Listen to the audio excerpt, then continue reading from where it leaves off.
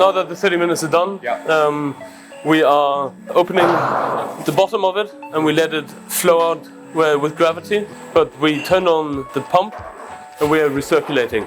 So the pump is just sucking from here, but this is being filled with gravity, and this way we're not running risk of destroying the bed inside. We call it bed.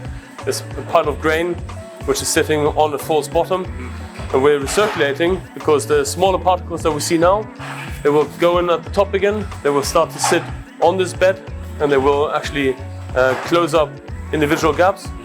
The filter effect will increase, and at some point in a few minutes this will turn clear. And clear is important for us because all of these starchy particles, they create a nutty and malty character according to the Scots. Clear words create fruity and non-nutty malty characters. And we're all for fruit, so we'll wait until it's clear.